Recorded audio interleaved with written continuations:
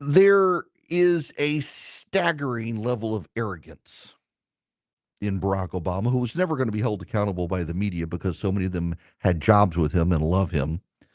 To stand on stage and say, turns out democracy is not a high priority for people. Actually, democracy was a high priority for people.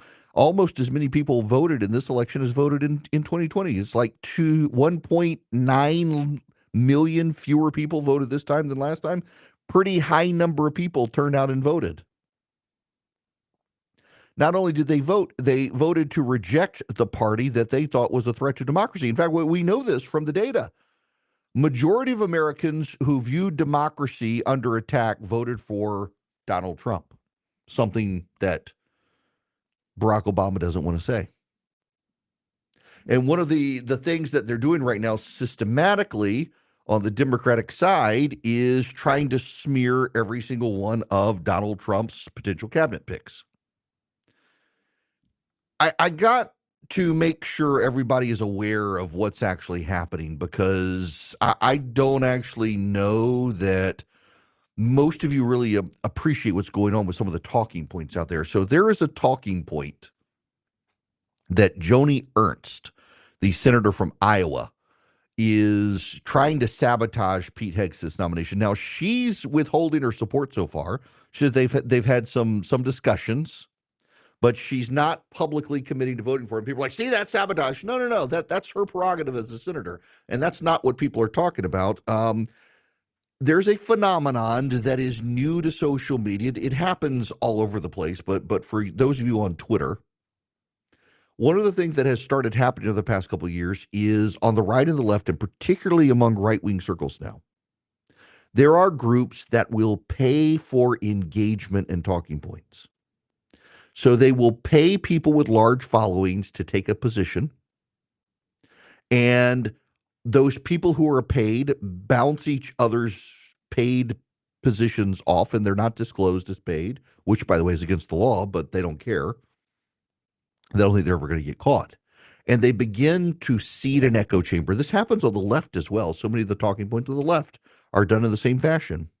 So the two talking points now that are on the right that I believe are being paid to be seated are, one, Joni Ernst is to blame for sabotaging Pete Hegseth's nomination, and number two, the military-industrial complex, Boeing and Lockheed. I saw someone say the other day, it's not a coincidence that the people most likely to object to Hegseth are the biggest Boeing Lockheed owners. Well, yeah, they're on the Armed Services Committee. Everyone who sits on the Armed Services Committee are the biggest recipients of donations from Lockheed and Boeing. This isn't hard. It's not a conspiracy. What's actually going on here is not the sabotage of Pete Hegseth by Joni Ernst. It's the intended sabotage of Joni Ernst. I don't have a dog in the fight. But just so you understand, Joni Ernst was on the short list to be defense secretary, and people who identify primarily as MAGA, they don't like her for a lot of reasons, some of them very good. She, for example, has supported women in the draft. I think it's a terrible idea, but she supported it. She's also been a Republican who hasn't necessarily opposed trans soldiers. Again, a terrible idea.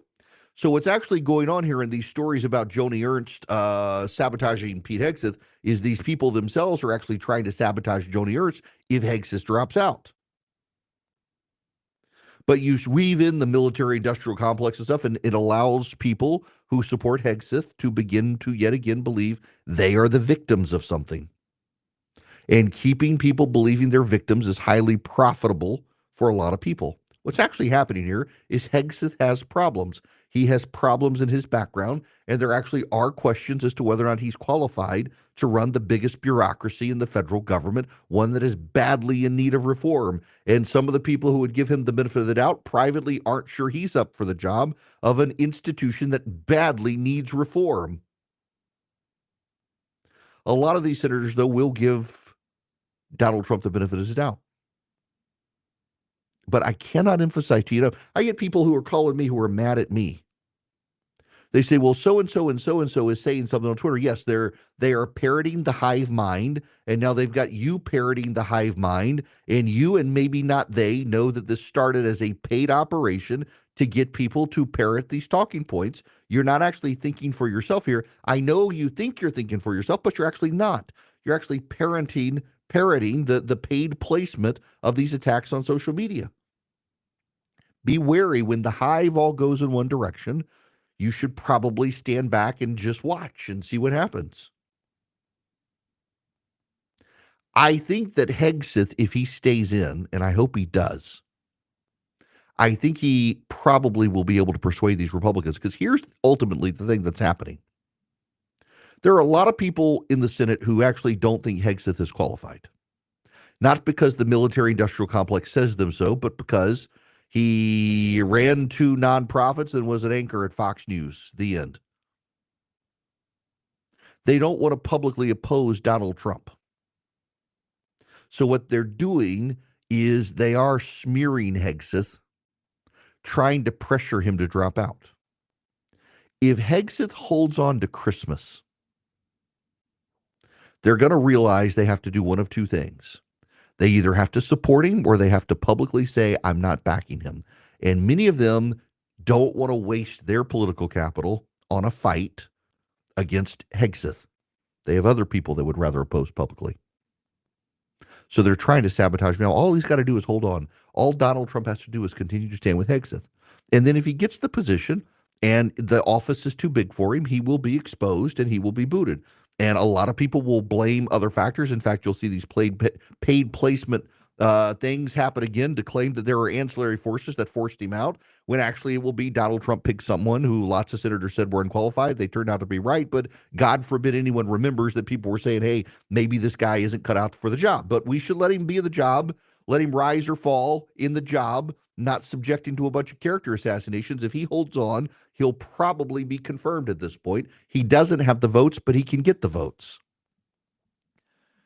Let's see how this plays out. Just remember, a lot of the hive mind you're seeing on social media began as someone paying a group of people to seed the idea, and then the lemmings did what lemmings do. Now, I don't want you to be a lemming. I want you to be a thoughtful person. I want you to think about the smell in your house. Does it stink? Do you have dirty diapers? Do you have a wet dog? Do you have a litter box? Do you smoke in the house? Do you have, like, we don't have an exhaust fan in our kitchen, it's broken. And so if you fry something in the kitchen, the house can smell. If so, you can get 3 Eden Pure Thunderstorms and save $200. Not only do they get rid of dust, dander, pollen, they get rid of odors, and they get rid of bacteria and viruses. 99.9%. You get 3 of them and save $200. All you do is go to EdenPureDeals.com. EdenPureDeals.com.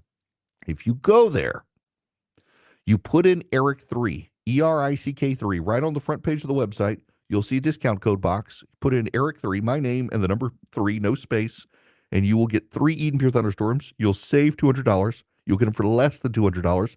You'll begin to wipe out odors in your house, your basement, your upstairs, your downstairs. I keep one in my travel bag. You can hold it in your hand. It is useful, it is powerful, and it will eliminate odors, bacteria, and viruses in your home. They're small, but you put one downstairs, you put one upstairs, you put one in on your main floor, you put one in your RV, wherever, they're going to work. EdenPureDeals.com, the discount code Erick3. He'll do the research and give it to you straight. Erick Erickson is live every weekday.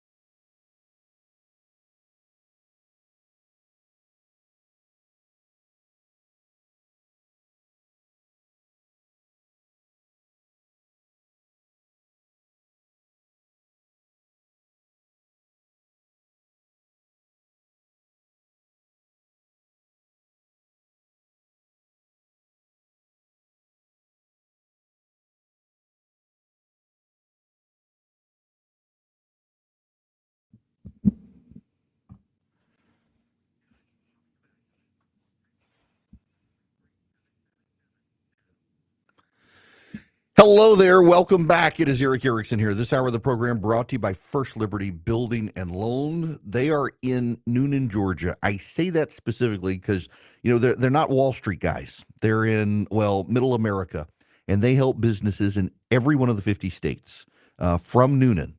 And you get a great perspective from people who aren't on Wall Street trying to help you grow your business. They love helping businesses. The same family, the Frost family, dear friends of mine, they've been doing this since the 90s. So if your business is looking to grow, you need six figures for a big deal, or you need five figures for like heavy equipment, things like that for your business, reach out to them. The better your credit, the faster they can move. They make their own decisions and they'd love to talk to you. Go to firstlibertyga.com, firstlibertyga.com. Reach out to them. As an aside, I want to tell you guys just real quick about the Frost family. One, they're some of the most generous people that I know, deeply, deeply charitably committed around the country. But also, they have been my longest advertiser, and they have just been wonderful friends of mine and prayer warriors for my family. I've never gotten a script from them on say these things. I just love to tell you about them. And if they don't help individuals but businesses, man, they're good. FirstLibertyGA.com. All right, Sarah, I want to get you in here before I go to break. I'm glad you're bringing up this topic. Sarah, welcome to the show from Tulsa, Oklahoma.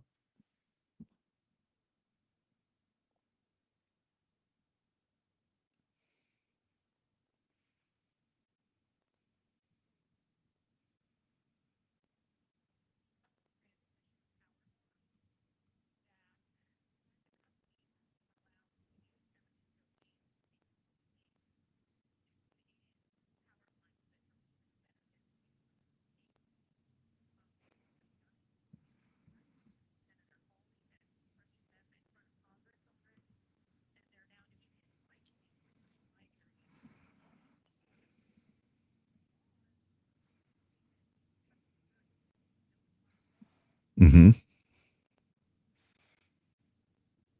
So, it's funny you say this, Sarah. Yeah, the exact same thing is happening to me literally in my backyard, like physically, literally in my backyard. We were given some more notice about it, but we have an existing trans interstate natural gas pipeline, and they've decided because of the way regulators are opposing new lines, they're going to expand a line right through my backyard, literally through my backyard. There's nothing I can do about it because of eminent domain and stuff. And yeah, nobody knows. Now, I got to tell you, in my situation, I personally don't oppose the expansion of this natural gas line because it's underground. I'm not going to see it. There's already existing easement there for them. But for these major transmission lines, yeah, I mean, there's hardly anything you can do to stop it. No one tells you what you can do to stop it, and it's completely flying under the radar. I'm glad you called on this particular issue, in large part because we do have a problem coming up beyond this, Sarah, and that is that we need five times the energy capacity we have in the country right now to handle what's coming with data centers and AI. And that's a minimal estimate, you should know. We need massive more, but that means more power lines, more transmission lines. And a lot of these companies, they don't care about you and your setup, and they're not interested in expanding on existing infrastructure. They think it's easier to build new stuff. And people need to have awareness raised about what's happening. Josh Hawley has been talking about this a lot in Missouri for that very issue. And they use federal rules, Federal Energy Regulatory Commission rules, to seize your property for eminent domain. And oftentimes they're not putting your property back in good position, even though they're using minimal footprint to put up their towers. They're messing a lot of people up. So I'm glad you called and raised that. When we come back, speaking of federal government, Mike Johnson, the Speaker of the House, is telling people you got to go back to work next year, and feds are quitting their jobs.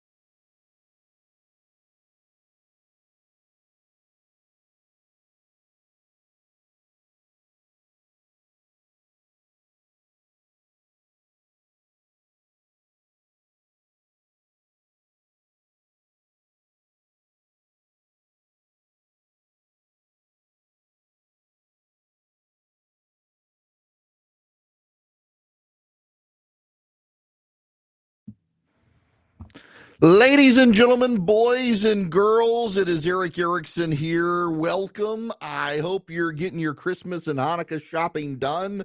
I got a great present for a friend of mine the other day. He has been very, very, very helpful with me in radio, technically my boss. But I wanted to get him something to show him how much I valued him, and was so impressed with myself for thinking outside the box and getting a novel gift. I texted my agent to say I got Ken something fantastic for Christmas. He's going to love it. Told him what I got, and well, I actually had sent the text message to Ken and not to my agent. So saw him yesterday. Said, "Never going to tell you what you're getting for Christmas." Oh, he already knows now. But it's a good present. I've been very good this year. The only one I'm really struggling with is my wife, and my wife and poor kids. They are all struggling with what to get me. In fact, I had something show up last night. There's this company called Mammoth Cutting Boards, and they make a cutting board that has a groove that fits into your Blackstone or your griddle that you have outside. And so you can slide your cutting board across the griddle and stuff. And it's so genius. I ordered one and it showed up last night. I was like, I probably should have put this on my Christmas list. Oh, well, it's okay. We got to move on to other stuff. It is an open line Friday as well, 877-973-7425. If you want to be on the program, you're more than welcome to be on the program.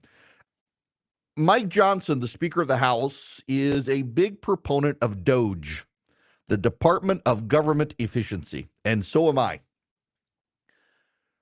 I'm going to go off on a tangent here and then come back to my primary point. I have deep doubts. Stop it, Jeremiah. Stop it. She wants another motorcycle. Sorry, tangent from the tangent. Buddy of mine texted me, you should get your wife a new motorcycle. Oh, she wants one. If one of you wants to give me $15,000, I'm happy to buy it for her, but otherwise, no. I have my doubts that Elon Musk and Vivek Ramaswamy will be able to cut $1 trillion or $2 trillion from the government. The main reason I have my doubts is this. When you add up all the waste, fraud, and abuse in the federal government, you're talking about hundreds of billions of dollars, not necessarily trillions of dollars. But additionally, it's going to be very hard to consolidate government programs. Now, I wish them well. I don't want to discourage them. I hope they can find $3 trillion. But I'm just not sure what they'll find. But let's say they find $500 billion. That's still $500 billion. Good for them. They should do it. They should be encouraged. And in fact, there are some centrist Democrats, now they're liberals, they're just not progressives, who are on board the whole idea that surely there are parts of government that can be consolidated and that can be cut. We do have duplicate government programs. We don't need all the government programs that we have. So to the extent that they can do that, I think it's a good thing. And one of the things we're going to find, and one of the things they're going to run into, is there are constituency groups out there that want nothing cut. And those constituency groups are on the left, and those constituency groups have easy access to the media. You think of the term gender-affirming care, if you will. I realize this sounds like this is a tangent from the tangent of the other tangent, but it's not. And Jeremiah, text me your address since you're listening. Gender-affirming care is a PR phrase developed by the left because they wanted to get away from phrases like transvestites that had a pejorative meaning in cultural shows. You see TV shows where someone is a quote unquote transvestite. That's a the cross dresser, what have you. It's typically the butt of jokes or not the good character in the show. And they wanted to get rid of, tied to that, sex change operation, because they invested a whole lot in the idea that gender is separate from sex. So if gender is separate from sex, and now, by the way, they've muddied the water. Now, I mean, even if you read the transcript of the arguments before the Supreme Court the other day, they've merged back in that sex and gender are the same thing. That someone can change their sex, their birth sex versus their change, and they use gender and sex more and more interchangeably, having said they were separate things. But gender affirming care is the PR phrase in the same way undocumented immigrant is a PR driven phrase that the media so easily absorbed into its vernacular. The left-wing Axios the other day, a national news site, talked about Supreme Court seems unlikely to grant gender-affirming care. It's not gender-affirming care. It's a sex change procedure. But sex change procedure doesn't sell well with the American public. They need something that sounds positive. You're affirming. We all want to be affirming people. So they call it gender affirming care. And it's PR spin that the media so easily embraces. So to my point on cutting government, there are so many constituencies on the left that have a vested interest in the government never cutting anything. And the same media that so easily will use phrases like unhoused, an undocumented immigrant, undocumented migrant, gender affirming care, they are going to embrace the snot out of whatever left wing group comes on and says, oh my gosh, Elon Musk and Vivek Ramaswamy, they're going to drive us out of business and this is terrible. People will die. Think about all the media stories about net neutrality. There's not a person on national television in the media who is smart enough to understand net neutrality, and yet they did stories on it claiming that if the FCC denies net neutrality, people will die. People will be without the internet. Big business shall destroy.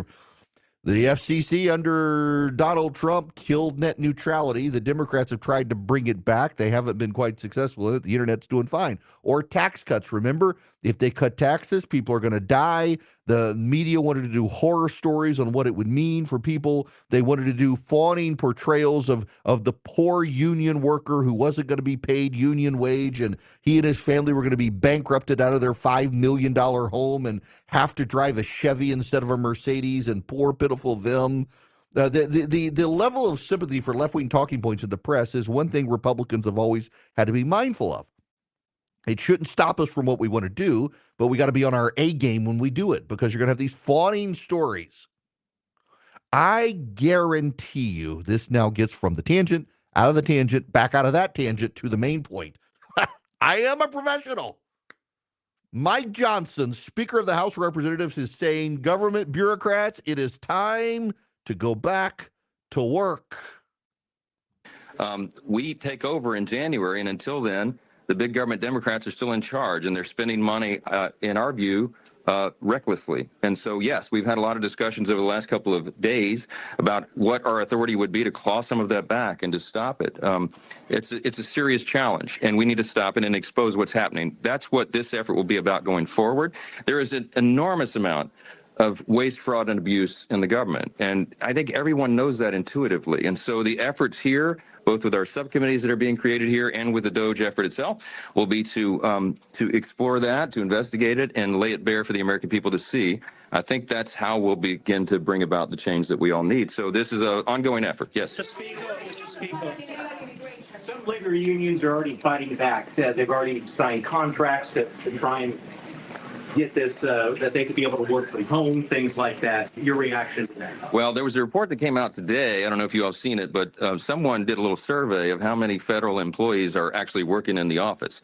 By one estimate, it may be about 1% if you don't count the security personnel that are covering these buildings. That is absurd, and it's not something the American people would stand for. And so one of the first things that I think you'll see is a demand from the new administration and from all of us in Congress that federal workers return to their desks and get back to the work that they're supposed to be doing.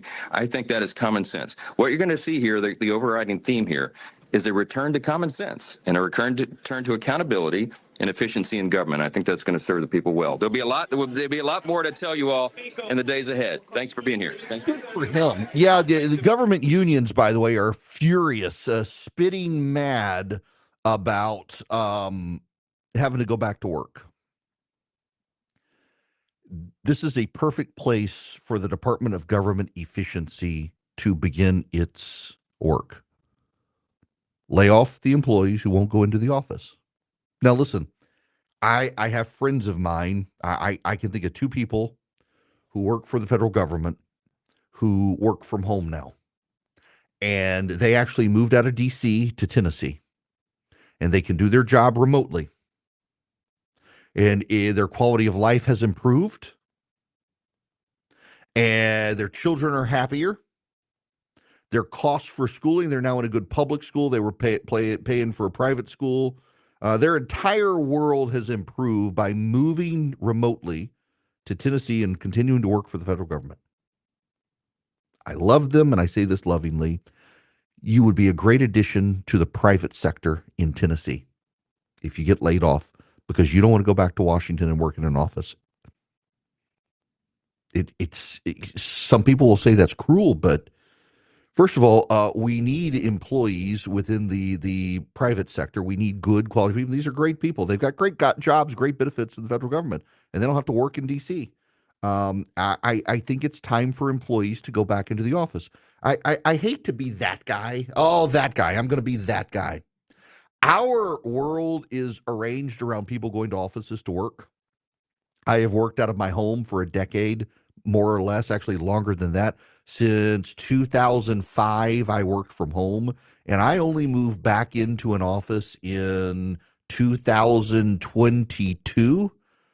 And I got an office, and I would go about once a week, twice a week. And since I've got my own space now where I'm doing my show today, about 15 minutes from my house, I go less to my primary office, but I still try to go once, usually on Thursdays. And then I can bake in dinners and breakfasts and all the meetings I need to have and FaceTime with people and still do my show. And I enjoy it. I totally enjoy it, but also people.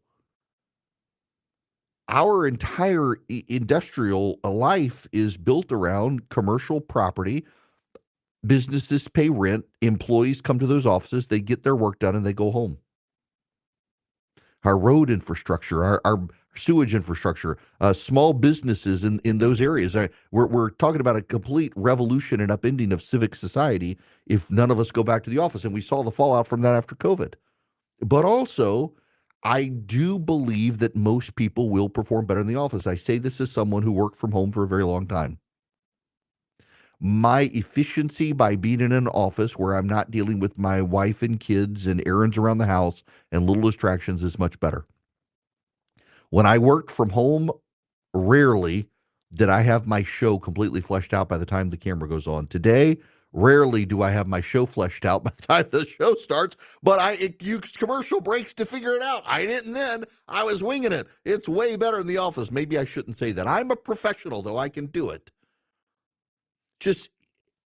But government in particular, I don't have as much sympathy for government workers who are on my tax dollars. If you as a private business owner decide that you private business owner think that it's fantastic that your employees can work from home, God bless you. My employees all work from home. All of my employees work remotely. I am the only person who every day goes to an office to work, and I works for my business. But if you're the government, you're the government. You're using my taxpayer dollars, and the fact that most government employees think they're entitled to work from home. No, you're not entitled to work from home. We got a new president coming in. The president is the chief executive officer of the United States. If he wants you to go to the office and you want to fight him, you should be out of a job. If he wants you in the office, you should go to the office. He's the boss on behalf of the taxpayers. That's the way it works. When the world seems crazy, he'll keep you sane. It's the Erick Erickson Show.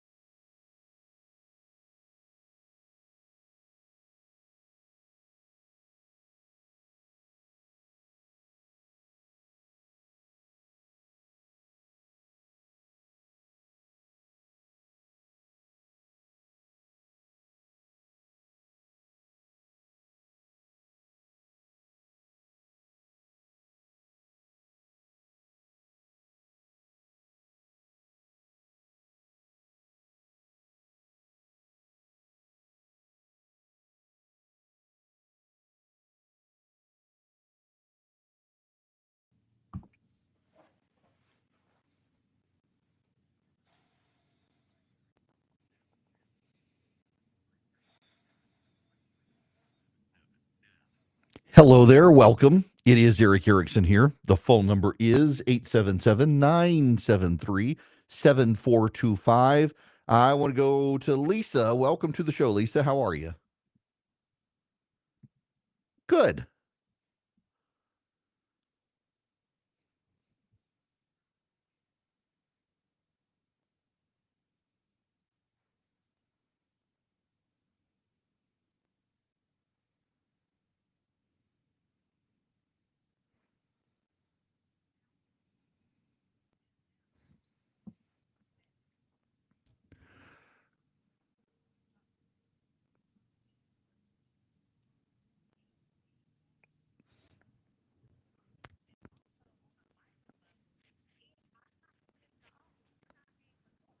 It's actually that that is a good point.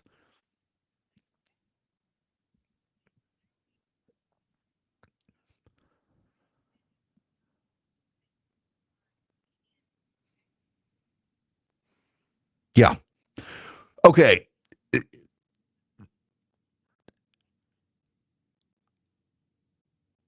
I do know that, for example, that they do want to look at some of the jobs. For example, you're right. They could probably lease those buildings in Washington to lobbyists and make a whole lot more money. However, what they have found in a Biden administration study, even though they support work from home, but the Biden administration study has shown that a lot of the tasks the federal government is doing have slowed down because people are working from home. One of the best examples is passport renewal. A lot of the people who are in charge of processing passports are still working from home, and it's taken 6 to 9 months to update a passport when it should not take that long. Ironically, one of the groups that has actually increased its efficiency is the Bureau of Alcohol, Tobacco, and Firearms, the ATF. It used to take you 6 months to get a license to buy, for example, a suppressor. Now you can have a turnaround in like 3 to 4 days. But a lot of government entities from the EPA and elsewhere are finding that their tasks have slowed down dramatically because people are not in the office. But to Lisa's point, yeah, absolutely right. Some of them are unneeded, and we should shut those office spaces down and send them out to the private sector, particularly in Washington, D.C. They're going to have to research this. I'm sure they're smart enough to figure all that out, though. Particularly toilet paper. You're right on the toilet paper. Now, I'm right on Old Glory Bank, and I want you to be right on Old Glory Bank. They're a fantastic bank and would love to have your business. Y'all, let me talk to you if you're a business owner for a minute. Individuals as well. I have my personal checking and savings account with Old Glory Bank. Before they were an advertiser, I was a customer. If you're a business, though, and you're concerned about using an online bank like Old Glory Bank for your business, I get it. They're conservatives, by conservatives, for conservatives. I've now sent 6 different friends of mine with businesses to them, one of whom was a gun store whose bank got rid of them because they were a gun store. And they're with Old Glory Bank. They're never going to have to worry about being debanked again. And they have all the same benefits as their old bank. And in fact, they're more Old Glory Bank. The one person told me whose business needed a loan, they were more hands on with them than their prior bank, which actually had a physical branch down the street. OldGloryBank.com. They want to work with you. Loans, mortgages, bank accounts, oldglorybank.com. Do it all online. Member FDIC, equal housing lender. Terms and conditions apply. Oldglorybank.com.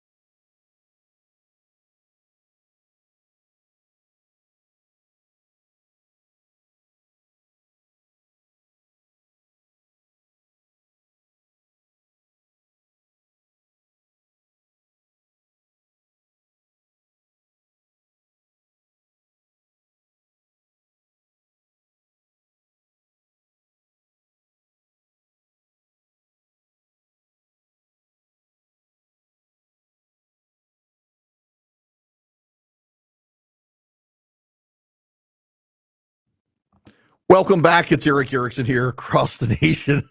Just friend of mine just texted me and said, I need to, shut up about work from home. No. Let's be real clear here. They say, I know my company people listen to your show. She's got to make a commute. No. Listen. I think if your employer has decided that it is right for your business, you work from home as much as you want to work from home. If your business has done the assessment and says this is a good thing for your business, do it. And again, I say this as an employer who allows all of my employees to work from home. I come to my office every day and have an office space for them should they show up, and rarely do they. They work from home, and it works. But I think that if you are the government of the United States of America as well, and you want the employees to come work in the office, the government of the United States gets to make that assessment. And if they've decided that working from home doesn't work for them, well, then you should go to the office.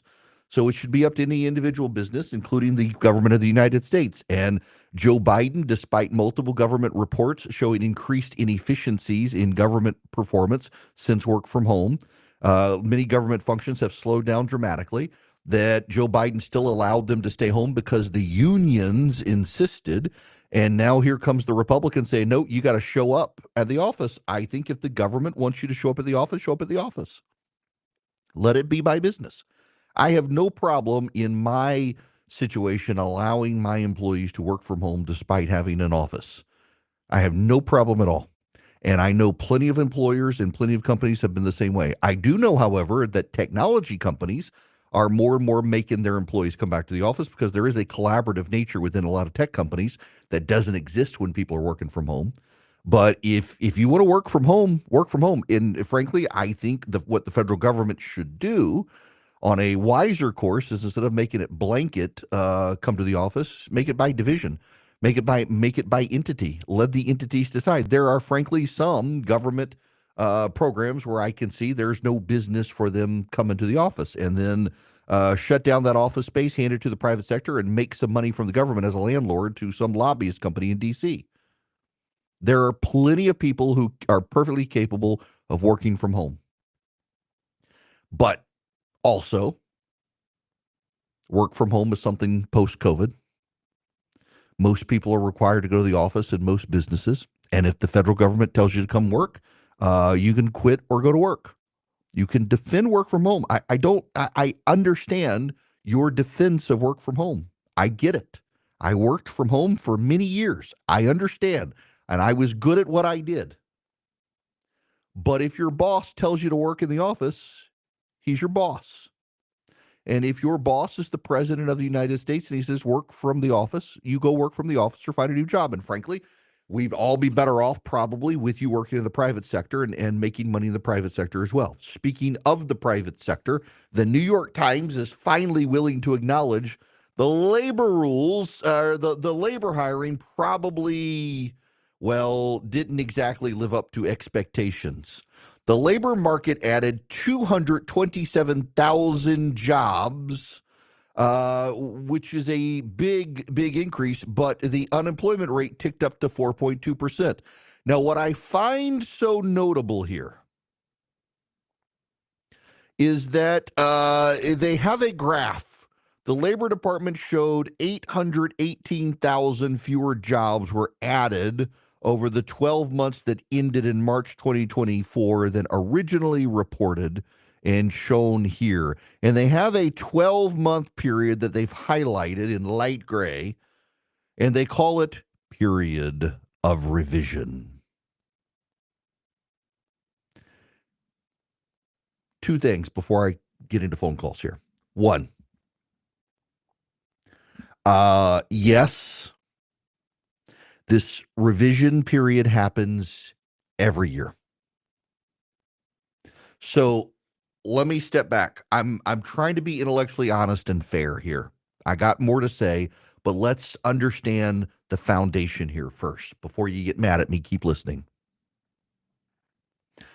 Every year, the federal government analyzes its labor data based on forced surveys of businesses.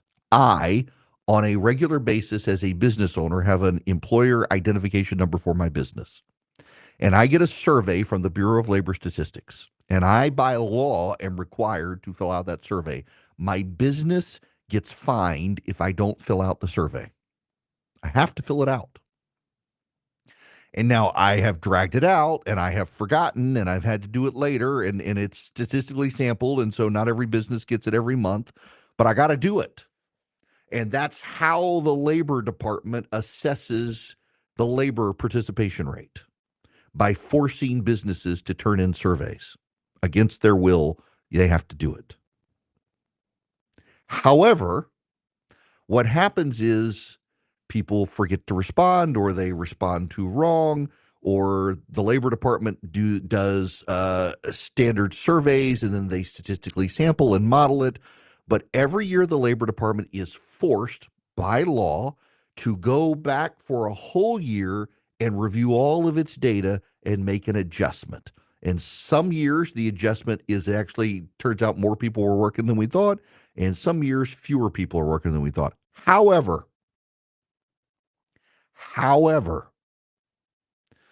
the review this year from the Bureau of Labor Statistics readjusted by 818,000 jobs downward. That is one of the largest readjustments in history. What makes it so bizarre on top of that is that 818,000 fewer jobs label is actually deeply misleading, because what actually happened is in each of these months, the Labor Department revised the prior month. So on top of the monthly revisions, they had an annual revision. So they actually, over the last year, have been showing way more people employed than actually were employed. Remember, every month that comes out, they say, actually, last month we revised more. In fact, here's the New York Times story. The economy added 227,000 jobs last month. Revisions to the prior 2 months added 56,000 jobs.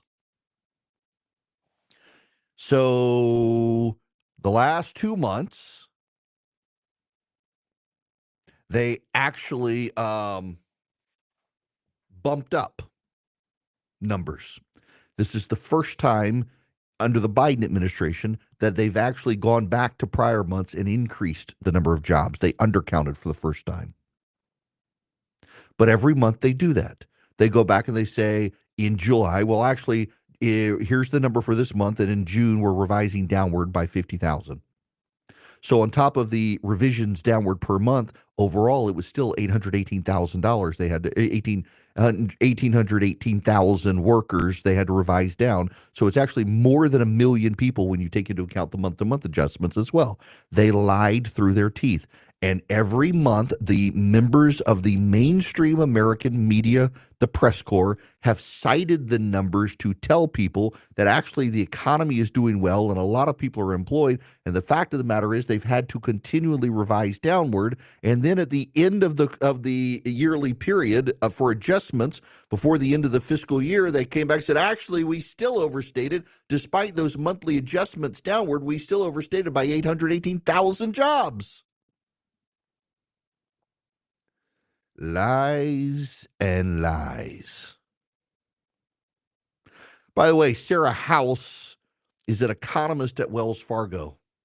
She still sees a downward trajectory. Quote, it's decent, but it's nothing to get too excited about, the present jobs numbers and job growth. We're not seeing it fall apart by any means, but I don't think we see the end of the soft patch. 37,000 workers ended strikes after the October survey, and that's part of the bump up of the number. So you got an increase in 227,000, 37,000 of those jobs were actually people just coming back to work from a strike. Major storms were a factor. 500,000 workers said they were absent because of bad weather. In November, it was just 62,000. The retail sector shed 28,000 jobs. The share of people between the age of 25 and 54 looking for work was 83.5%, looking or working, which is down from 84% during the summer. Hourly average earnings rose higher than expected by 0.4%, which is surprising in part because so many of the jobs added were in hurricane impacted sectors that tend to have lower than average pay. The unemployment rate ticked up by 0.1% as people started looking for jobs again. U.S. consumer sentiment is actually on the move. It's improved since Donald Trump got elected. People's thoughts about the economy are starting to improve. But I think it's worth noting how the Biden administration for a year lied about jobs. It wasn't just an annual revision because every year there's an annual revision. It's the extent of the annual revision combined with the monthly revisions already. The Biden administration was lying about the data using professional bureaucrats in government who were supposedly nonpartisan to help them put a lie out that the media then enforced as a lie. And you know and I know darn well, when the Trump administration comes along in March or February even, and revises down the jobs from January when he'll only have been in office for 10 days. The media's going to say, aha, look at them. Look at the Republicans. They're lying about the data, something they never accused the Democrats of. You know and I know they're going to do to the Republicans what they never did to the Democrats. It's that obvious. All right, to the phones. Jordan, you're going to be up next. Welcome to the Erick Erickson Show. I can hear you.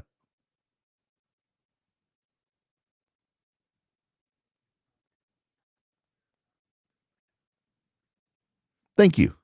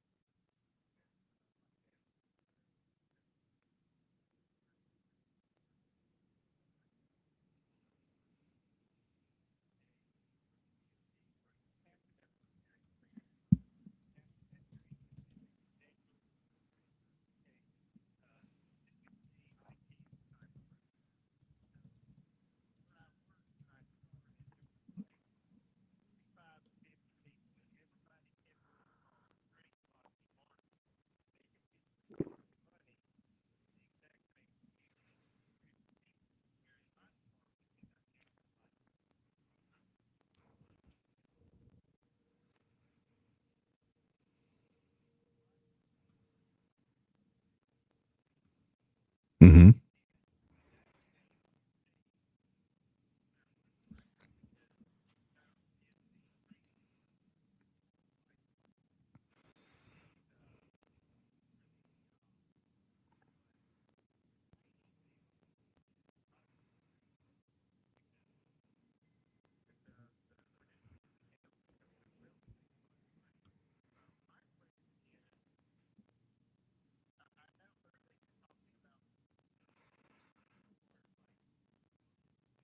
Mm-hmm.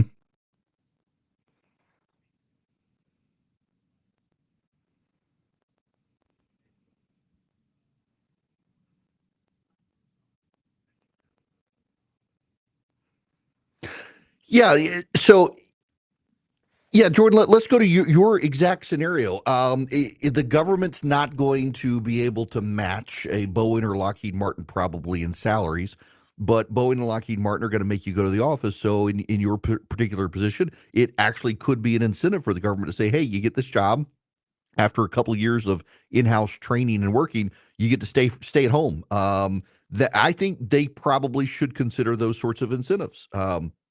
Now, and it's completely different from, I mean, there are certain classifications of jobs. You're in the forestry service. You're not working in an office. You're working out in the field. You're not working from home. I think they need to be thoughtful because it clearly isn't a one size fits all approach. And clearly there are people like in your position where it would be beneficial for you to be able to work from home. Now, given security situations and things like that, they'll have to work on that. But it sounds like they already have given your situation. The one size fits all maybe doesn't work where we see and tell every single federal employee come to the office, particularly for those who could make way more in the private sector, are perfectly happy to work for less in the public sector as long as they get to work from home. Yeah, I'm sure there are positions, but also You work in the United States State Department in Washington, D.C., you probably need to be in the office, particularly given what's happening in the world. The ability to walk down the hall and have someone there who you can collaborate and bounce ideas off of matters greatly in positions like that. So I think it depends on the office and the position. And some of the people who are working from home, we do know from the Biden administration, should be in the office. And we should be able to exercise some smarts in how we do that. Speaking of smarts, let me tell you about Hillsdale College. They'll make you smarter than the average American if you sign up with them and you get everything for free. You get Imprimis for free for sure. I've been getting it free since I was in law school. You will too. Go to erickforhillsdale.com, ERICK, erickforhillsdale.com. Sign up for Hillsdale College. Watch their very short video on the on site, erickforhillsdale.com, and then sign up for Imprimis. It is free. It is essentially show prep for your mind on a monthly basis. It comes to your mailbox. It gives you deep insights from thinkers at Hillsdale College. You can also get their podcast network. Go to your favorite podcast app and look for Hillsdale College's podcast. They get them. They issue them for free. You get so much from Hillsdale College. They've been educating Americans wherever they are, regardless of station in life, since 1844. And they've expanded it now with a lot of great free content. They'd love to have you find out more. Go to Erick, ERICK, erickforhillsdale.com today. He'll do the research and give it to you straight. Erick Erickson is live every weekday.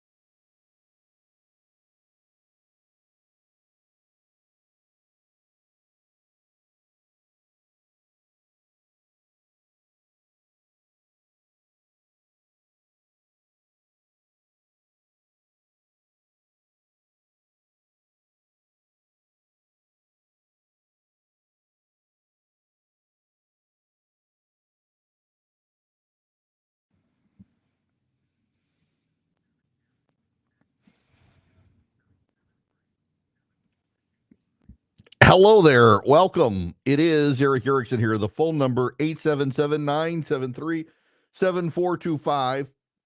Had got a text that the phone number is out, and he had a question. So we're having some problem where you get three people on the phones. So we've got like 7 lines. I really only want three, but we have a problem now where if we have three people, the fourth person who calls, it's disconnected. They don't get a busy signal. It's just disconnected, and people think the phones are broken. They're not. I don't know what's going on, but if you're one of the three callers, you're good. But he says government accounting office, GAO, how it could point out overages and surplus in the government budget. Yeah, the government accounting office and the Office of Management and Budget are going to be very key to working with Elon Musk and trying to find areas of efficiency within the federal government. And there are going to be constituent groups that just flat out refuse to go along with it. There are going to be massive hit jobs in the press because cutting government, and yet it's got to happen. Our debt to GDP ratio is astronomical. We got to bring it down. Cutting government is a good first start. Particularly, there are going to be some easy cuts, duplicative departments and programs and things like that. Now, I want you to know Omaha Steaks has cut prices on their site 50%, and you can get some great cuts of meat there. All you got to do is go to omahasteaks.com. omahasteaks.com. Go to Omaha Steaks. And if you're overwhelmed because they've got so much, just put Erick in the search bar, ERICK, and you'll see a great package that you can put in your box or in your checkout cart. And then at checkout, you'll see a promo code box, and you put in Erick, ERICK, and you get an extra $30 off. You can get great gifts for Christmas for friends and family, loved ones, colleagues, businesses you want to impress. omahasteaks.com. You go to omahasteaks.com. You fill up your cart. Everything is 50% off site-wide. Everything on the site is 50% off. And remember, they have ready-made sides. They've got desserts. They've got even main courses. They've got steaks. They've got an incredible selection of seafood. They got great pork and poultry as well. omahasteaks.com. Put Erick in your search bar. Put Erick in as your promo code at checkout. Save an extra $30. Minimum order required. omahasteaks.com. Go check them out today.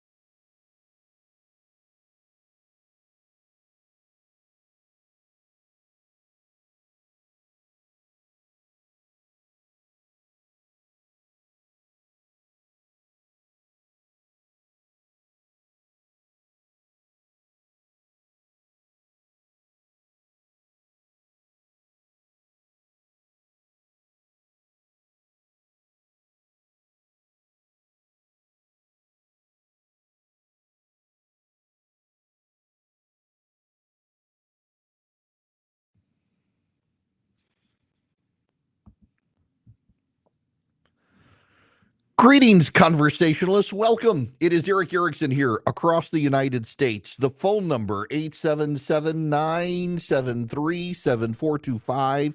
Should you wish to be on the program, it's an open line Friday. I will take your phone calls here momentarily. By the way, if you're calling and it's disconnecting, it's a problem on our end. We've got 3 people on hold, and which I've always wanted to have just 3 lines because that's what Rush Limbaugh had.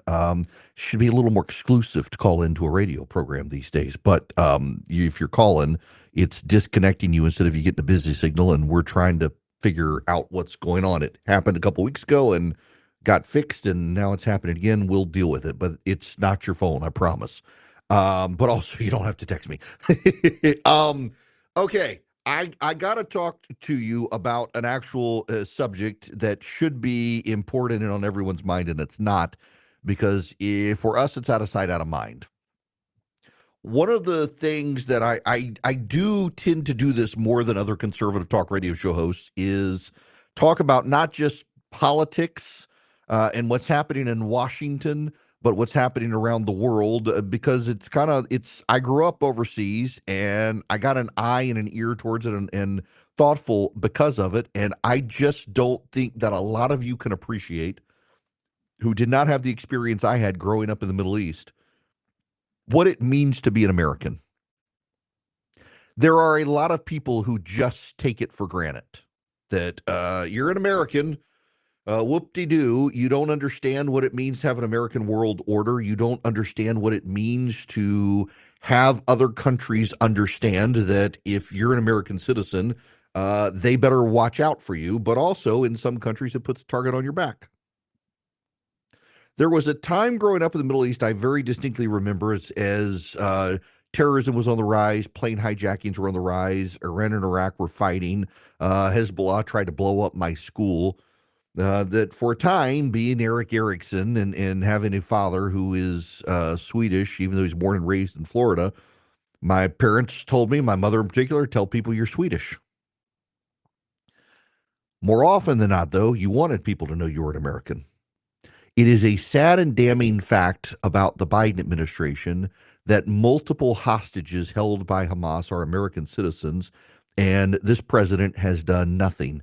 When you think about the American citizen held back in the day prior to World War I in Northern Africa, and Teddy Roosevelt's message was they wanted the American citizen alive, even if it meant that the person holding him was dead. And the American citizen was rescued alive. It should mean something to be an American. And many Americans these days just want to withdraw from the world stage and say it doesn't affect us. But we live in a globally integrated system, and the question is who's going to be in charge of it, us or the Chinese at this point? The Chinese and their friends. We can't put the genie back in the bottle. We can't undo the world order. All that can be undone is us within the world order, and I don't want to see that happen. But unfortunately, we're steps closer to that happening because of the seeds of destruction sown by Barack Obama. Again, I don't want to make this about politics, but you do have to understand the background. A decade or so ago, civil war broke out in Syria. When I was a kid, I went to Syria. I have been to Damascus. The Assad family has ruled Syria with an iron fist for generations. Hafez al-Assad was the father of the current leader, Bashar al-Assad. Hafez al-Assad died. His son is not quite the man his father was, although they're all ruthless. And they, in the 1980s, in the Cold War, were aligned with the Soviets and have always been aligned with the Soviets. When the Soviet Union fell, they maintained their ties with the Russians, but also because of the Soviet largesse was gone, they built ties with Iran. Part of the reason they built ties with Iran was because the guy next door to them, who you all know, Saddam Hussein, was the leader of the Ba'athist Party of Iran. For a time in the 60s and 70s, Syria and Egypt united as one nation. Ties to the Muslim Brotherhood and the Ba'athist Party. The Ba'athist Party, Hafez al-Assad was the leader of the Ba'athist Party of Syria. Saddam Hussein, the leader of the Ba'athist Party in Iraq, and they coveted each other's territory. The enemy of my enemy is my friend. Iran and Iraq hated each other, so Hafez al-Assad got into bed with the Iranians because he was the leader of one Ba'athist Party, Saddam Hussein the leader of the other. They rivaled each other for control. They began to hate each other, so Syria began to ally with Iran and the Soviet Union, while Iraq maintained fairly Western ties, although we were always deeply suspicious of him because we knew the sort of man he was. The Ba'athist Party is the Arab Nazi Party. The Muslim Brotherhood had ties back in the day to Hitler and the Nazis. The Ba'athist Party was a formal political party. And by the way, before someone texts me again, because I got this the other day, Bath, like bath water, Ba'athist, not Baptist. The Baathists, they will dance. The Baptists, they will not. The Baptists and the Baathists both say they don't drink, but they both do. But the Baathists actually will dance in the streets, and the Baptists, God forbid they're ever seen dancing. People think they're having an epileptic fit. The Ba'athist Party is tied to the Nazis. The leaders, the original leaders of the Ba'athist Party, were trained by the Nazis, and they were their allies in the Middle East. They hate the Jews. Hafez al-Assad was able to balance territorial interests in Syria and tribal interests in Syria and rule with an iron fist. His son is not the father. Civil war broke out about a decade ago in Syria when Barack Obama was president of the United States. Barack Obama, you must recall, does not believe in American leadership in the world. Barack Obama actually believed that the United States was a destabilizing force in the world. And if the United States would humble itself and treat itself as just one of 198 countries on the planet, instead of being the leader of the Western world, the world would have peace. Now, you should understand that it is absolutely quintessential textbook world history and geopolitical dynamics that the most unstable period of time on planet Earth is a multilateral nation-state system. There are three systems on planet Earth. There is the hegemon. That is, you have the Pax Romana, the Pax Britannia, and the Pax Americana. When the Romans were in charge of the world was at peace. When the British were in charge of the world was at peace. When the Americans were in charge of the world, twice it's been that case, the world has been at peace. We are the only nation that has at two times been the global hegemon. Right after World War II and right after the Soviet Union fell. So you have a hegemonic role, you have a multilateral world, and then you have the superpower dynamics, two competing countries with spheres of influence. And that's actually more stable than having every nation unto itself. Barack Obama perversely believed that every nation unto itself working together diplomatically would bring the world peace. And in the history of the world, that's never been the case. So when the Syrian civil war started, Barack Obama wanted to protect American interests, but he refused to pick a side. He helped certain rebels and then at times would withdraw support. He would bomb the Syrian government, but it was very much a limp-wristed, effete response to the Syrian regime, which again is allied with the Russians and with the Iranians and with Hezbollah, a proxy state of Iran. Barack Obama never gave thought to how we could win this thing. And part of the problem was he didn't want to disrupt our relationship with Turkey because Turkey wants to be a regional hegemon and Turkey doesn't like Russia. Turkey doesn't like us right now. Turkey increasingly is looking like a Muslim fundamentalist state, even though historically it has not been. The Turks hate the Kurds. The Kurds are our allies. The Turks hate the Armenians. The Armenians had been our allies. Now the Russians have co-opted them because we didn't help them enough. So we're helping the Muslims of Azerbaijan, and we've joined the Turks with that. It's all a messy situation, in large part because Barack Obama did not want to provide moral clarity. The war continued through the Trump administration, and the Trump administration put American forces in Syria to undermine the Russians. We weren't at war, but we were protecting our military because one of the major fighters on the opposite side of Russia and Syria was ISIS. And we wanted to stop ISIS. But also, the Russians wanted to hurt us. So Donald Trump was fine. And the media, of course, thinks that Donald Trump was in Russia's pocket. Donald Trump authorized Americans to kill Russians in Syria. And we did brutally so, beautifully so, frankly. The Russian special forces in Syria surrounded an American position, and we wiped them out. And that gets very little coverage in the press, but it's a true story.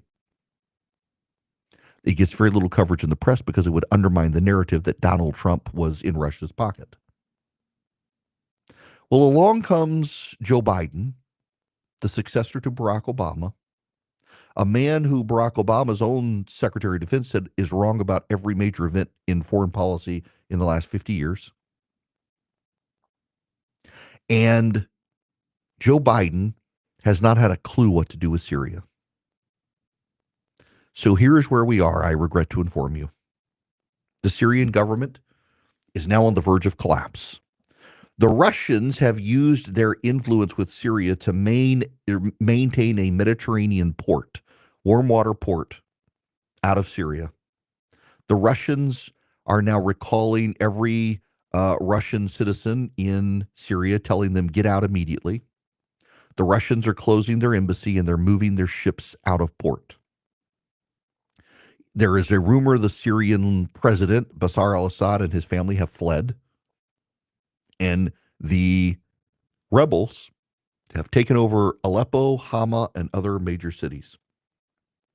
Here's a problem. Let's go back to Barack Obama. Barack Obama didn't want to take a leadership role. Barack Obama looked on disdain to the Syrian rebels. He refused to pick a side among the Syrian rebels, even though there were pro-Western rebels. His argument was that if he picked a side, it would embolden Russia and Syria, and it would embolden Middle Eastern leaders against that particular rebel group if he picked a side. It wasn't true, but that's what he hid behind. The media bought it. Well, guess what? The most Western of the rebels are now being wiped out by the Turks. And so guess which group is now leading the rebellion and taking over Syria? That would be what Barack Obama called the junior varsity al-Qaeda, ISIS. That's right. Anti-Western terrorists are on the verge now of taking over the entire country of Syria, all because Barack Obama back in the day refused to give any moral clarity to the idea of having some Western sympathetic rebels in charge. Joe Biden and his idiot foreign policy team has only made the situation worse. And so now you will not be surprised to learn the Israelis are thinking they are going to militarily have to build a buffer zone off the Golan Heights further into Syria to protect them from radical Islamists who are on the verge of taking over Syria. This is now going to spur a humanitarian crisis into Europe, which is already dealing with a refugee crisis, as more Syrians, including those friendly to the Assad regime, have to flee from ISIS and the bad terrorists. We had an opportunity to exercise American leadership, and we chose not to. And for all of you who are isolationists out there, who continue to believe we should cede the world stage to our enemies, this is what happens. Syria is on the verge of being taken over by ISIS because we refused to act. It's not neocon, it's not nation state building, but we could have tipped our hand towards one of the rebel groups and allowed them to become the dominant party and worked with our supposed allies, the Turks, to make it happen. But we chose not to. So all the consequences and all of the fallout are going to be bad for us now because Barack Obama and Joe Biden sat on their hands and did nothing as this nation descended into civil war and now is failing. He'll do the research and give it to you straight. Erick Erickson is live every weekday.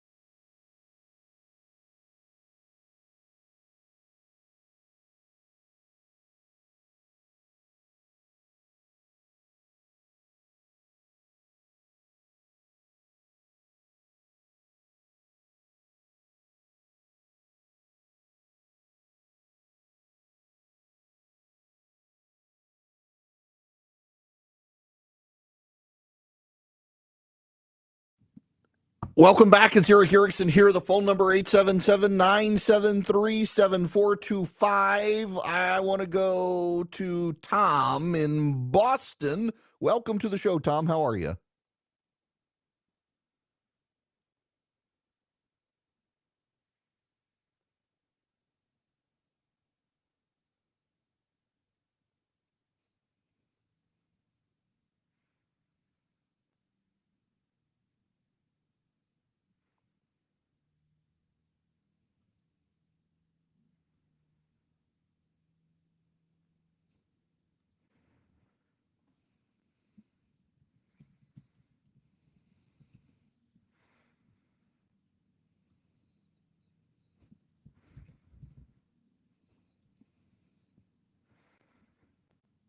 Mm-hmm.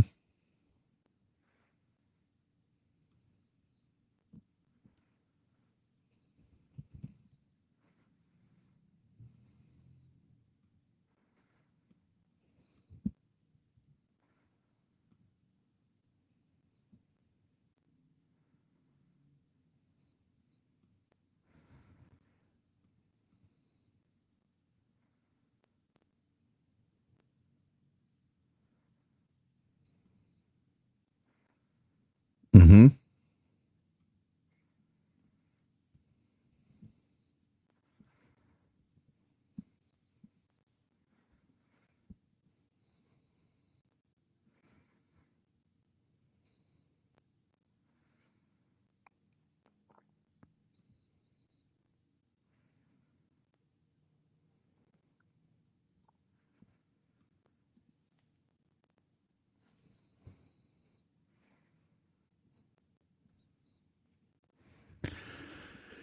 Yeah. Okay. So, Tom, that's such a more complex and in-depth question than I can probably do in the next 20 seconds because of the ad. So, let me make you a promise. When I come back from commercial break, it's relevant to what I wanted to get to anyway. So, I'm actually going to make a sticky note here.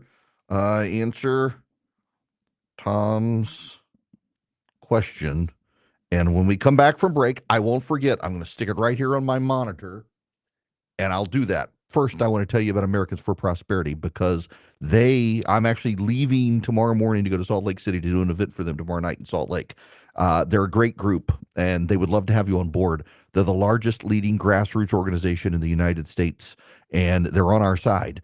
What you can do is go to americansforprosperity.org/volunteer today and sign up with AFP. Be involved in their community of activists around the country. They have chapters in every state. You'll be the most informed member in your circle of friends. They'll teach you how to be a great activist and advocate for common sense conservative solutions in the country. All you have to do is go to americansforprosperity.org/volunteer today. Sign up with them. Join me and AFP in fighting for the future in this country.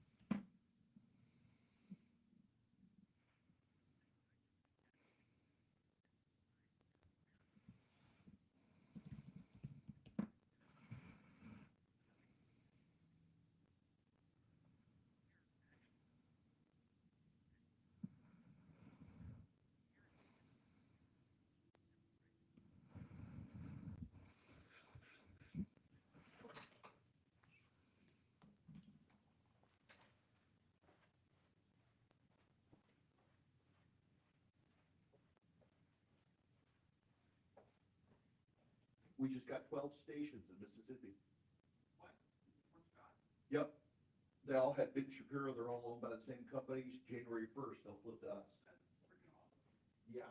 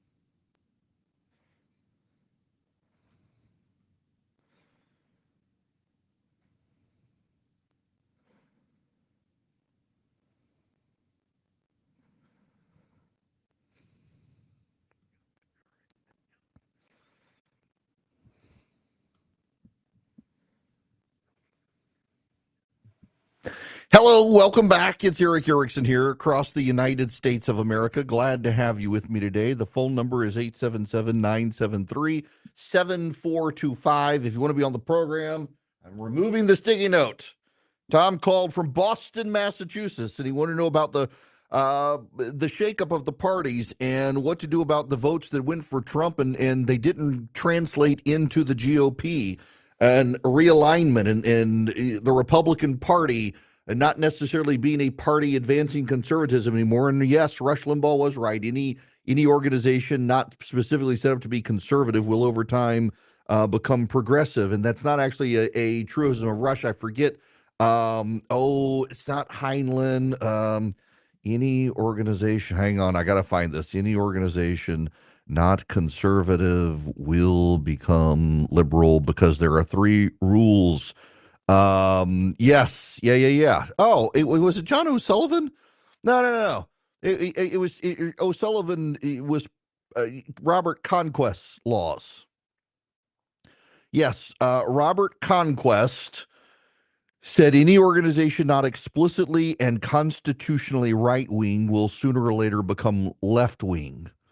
John O'Sullivan as well had that rule as well. John O'Sullivan is a British conservative commentator. He worked for Margaret Thatcher. He's written at National Review. And he as well, all organizations that are not explicitly right-wing will over time become left-wing. It is a rule of conquest, a restatement of conquest laws. Now, Conquest had three rules. Robert Conquest had three rules. Number one, everyone's conservative about which he knows best. Number two, any organization not explicitly and constitutionally right-wing will sooner or later become left-wing. And number three, the behavior of any bureaucratic organization can best be understood by assuming it's controlled by a secret cabal of its enemies. So much of what people think is maliciousness out of the federal government is actually incompetence. One of the reasons that the left tries to undermine the American Constitution is because the American Constitution is explicitly and constitutionally structured as a conservative document. And I don't necessarily mean that in ideological terms, but it can be read as that because the Constitution explicitly restrains power and is premised on the idea of negative liberty, not positive liberty. Positive liberty is the government giving you what you need to live your best life now. Negative liberty is the government staying out of your way so you can live your life as you see fit. It's why the left wants the government to give you health care so you can become an artist and not have to deal with the travails of work. So they've got to undermine the American Constitution. Now, to Tom's larger point, Sean Trendy, who is way smarter than me, actually talked about this very thing on social media today, and he pointed out to someone saying there's not really this shift in American politics. It was just about Trump. It was for Trump. These people voted for Trump. They're not really headed to the GOP. Actually, if you go back to the 1950s, people have this idea that the South converted to the GOP because of racism. It's not really true. It actually began in World War II, this creeping, slow movement of votes in the South. And when Eisenhower ran for president, the South voted for Eisenhower. Now, part of it was he was a war hero, but that beginning to vote essentially gave the right and gave Southerners the permission structure to begin completely voting GOP. When you follow the trend lines, the South was still voting Democrat at the state level until the early 2000s. And at the federal level, had moved from just voting for president to voting for the Senate and House to suddenly voting for the state level. It took a very long time, and we're starting to see that happen now. Take, for example, Starr County, Texas, the most Hispanic county in America. 98% Hispanic. It has always voted Democrat. It voted for Donald Trump, and it has begun shifting its votes at the state level as well to the Republicans. We are going through a realignment. The South went through that realignment, and now minority groups are going through that realignment where they're beginning to vote right. To Tom's point, though, Those of us who are conservative, who are worried about the intellectual drift of the Republican Party, have got to remember to make the case for conservatism. I am afraid that as the Republican Party begins to embrace bad economic ideas like tariffs, we could scuttle the whole operation because tariffs are going to lead to economic ruin. We got to be careful on that. Now, that leads me to the other thing the GOP needs to be, and that is the party of law and order. Daniel Penny's jury in New York appears to be a hung jury. The jury has told the judge that they cannot reach any level of reconciliation. They informed the judge that they cannot come to agreement on whether or not Daniel Penny should be convicted of manslaughter. That's good because in a progressive city like New York, it's probably going to be hard for Daniel Penny to be found not guilty.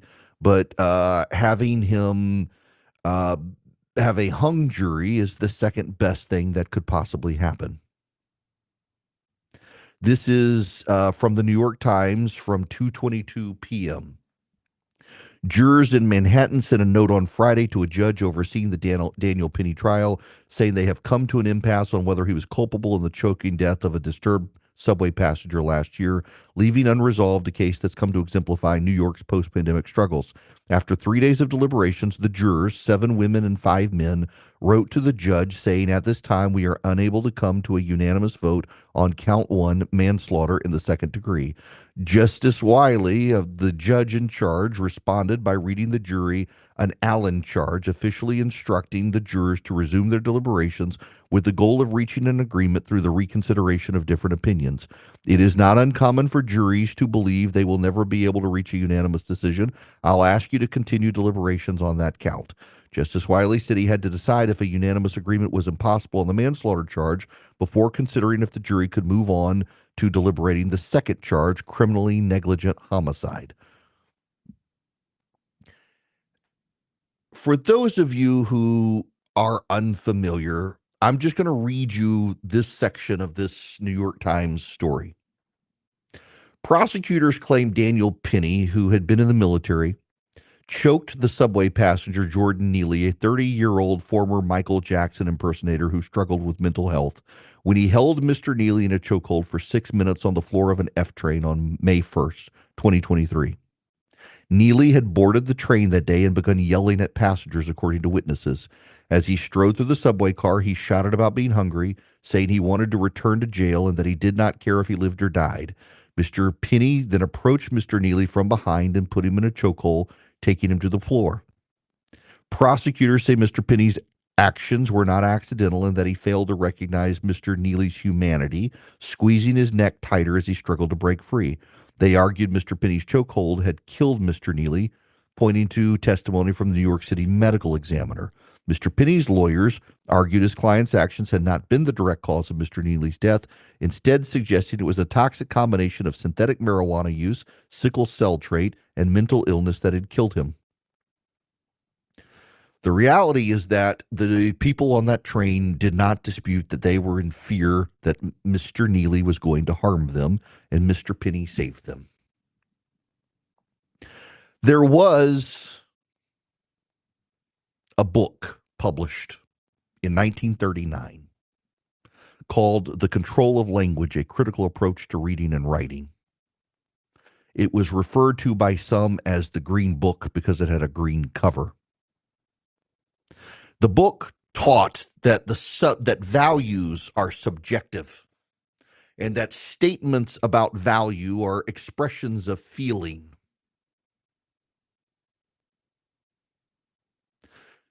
C.S. Lewis responded to the idea that all values are subjective and we're just stating our feelings with a book called The Abolition of Man. The very first chapter is called Men with Chests. And in the book, C.S. Lewis wrote this: the operation of the Green Book in its kind is to produce what may be called men without chests. It is an outrage that they should be commonly spoken of as intellectuals. This gives them the chance to say that he who attacks them attacks intelligence. It is not so. They are not distinguished from other men by any unusual skill in finding truth, nor any virginal ardor to pursue her. Indeed, it would be strange if they were. A preserving devotion to truth, a nice sense of intellectual honor, cannot be long maintained without the aid of a sentiment, which the authors could debunk as easily as any other. It is not excess of thought, but defect of fertile and generous emotion that marks them out. Their heads are no bigger than the ordinary. And all the time, such is the tragic comedy of our situation, we continue for those qualities we are rendering impossible. You can hardly open a periodical without coming across the statement that what our civilization needs is more drive or dynamism or self-sacrifice or creativity. In a sort of ghastly simplicity, we remove the organ and demand its function. We make men without chests and expect them virtue and enterprise. We laugh at honor and are shocked to find traitors in our midst. We castrate and bid the geldings be fruitful. We tell men to restrain themselves. We tell men to suppress all their emotions and their right and their wrong and use some objective strain of reason or some subjective strain of reason. And then we wonder, why won't people, when they see someone being attacked in the street, help? Along comes Daniel Penny, a man who still has his chest, and saves the passengers of that train from being assaulted by an insane man high on synthetic marijuana. That man dies while in police custody, not under Daniel Penny's care. And Daniel Penny is pinned as the bad guy. He's prosecuted for saving the people on the train. Eric Adams is the mayor of New York City. To do something, and New Yorkers have always had the spirit and energy to come to their fellow New Yorkers, and we have to be honest about the severe mental health crisis that we're facing. In no way I want to do anything that's going to make the jury decision harmful in any way.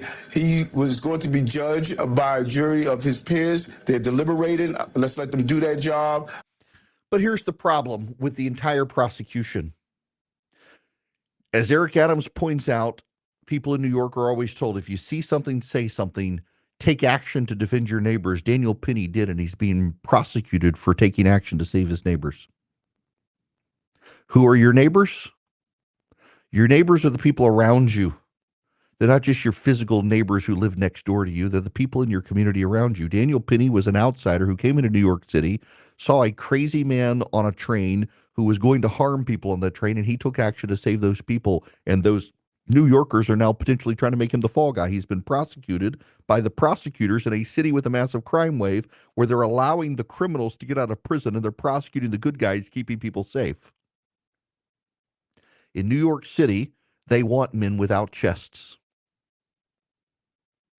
They want men without chests. They want men who are not men.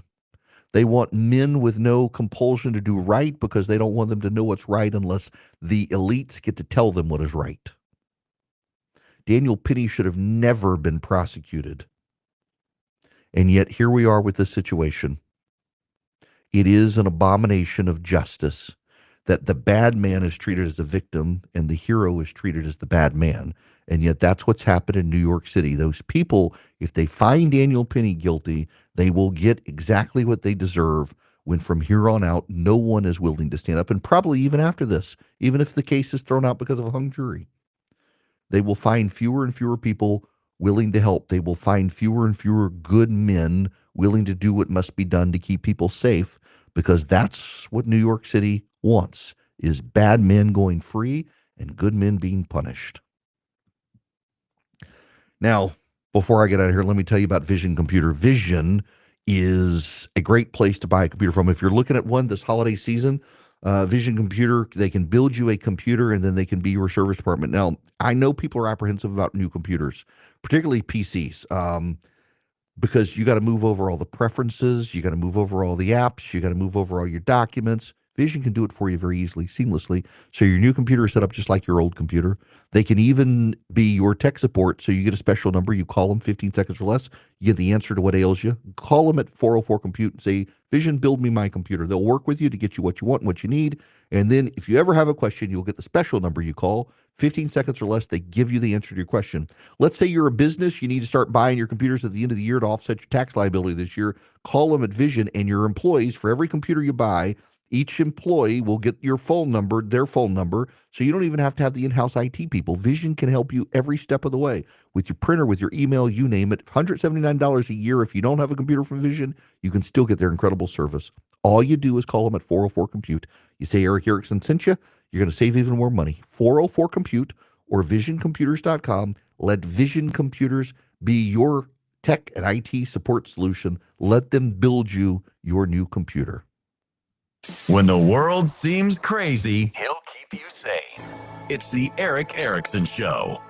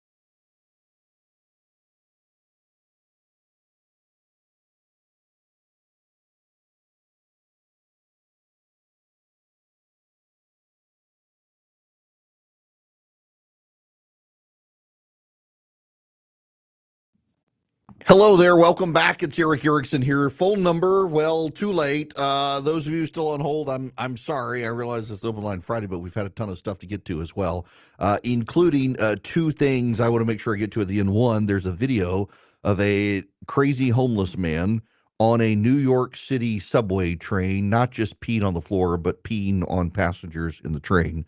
Uh, you're not going to get anybody to intervene to stop the guy, are you? Because of what you've done to Daniel Penny, people in New York. You're not going to get anyone involved to do that. And in fact, progressives insist that this is what you should expect. We should all do public transportation, and you should expect to be harassed while you do it. It's a wild, wild scenario. The other thing I want to bring to your attention is a lawsuit that has been filed against Joanna Olson Kennedy. I'm just going to read you this thread by Lyra Saper. Joanna Olson Kennedy is the top name in pediatric, quote unquote, gender affirming care in the United States. She is being sued. This doctor doesn't believe in mental health assessments, according to Jessie Single, who has written about this in The Economist. She says, quote, I don't send someone to a therapist when I'm going to start them on insulin. The Children's Hospital Los Angeles doctor has referred children as young as 12 and 13 for, respectively, hormones and mastectomies. She's a recipient of the largest National Institutes of Health grant to study the off-label use of puberty blockers and cross-sex hormones. The New York Times revealed she refused to publish outcomes data on puberty blockers, fearing that the results might be cited by the critics. In other words, they'd be unimpressive. The plaintiff suing the doctor is Clementine Breen, a 20-year-old woman, and within the statute of limitations for medical torts, who received puberty blockers at age 12, hormones at age 13, and a mastectomy at age 14. Also named is the affirming therapist and surgeon. The doctor allegedly misrepresented Breen's psychiatric history in a letter of support she wrote to the surgeon approving Breen for mastectomy. The doctor allegedly said that Breen had a gender identity of male since childhood, but her own clinical notes supposedly contradict this. The doctor, who is a true believer in gender-affirming care, once said this about girls who have their breasts amputated and later regret it. Quote, if you want breasts at a later point in life, you can go and get them. Breen is represented by a pretty major law firm that has represented other detransitioners. Probably going to need to have more of these lawsuits. By the way, your tax dollars have given this doctor about $10 million to do research into the impact of early medical treatment in supposed transgender youth. I think the tide is beginning to turn on transgenderism. It is and always has been a mental health issue, and more people are realizing it. And we got a bunch of neurotics claiming it's normal. See you guys. Have a great weekend.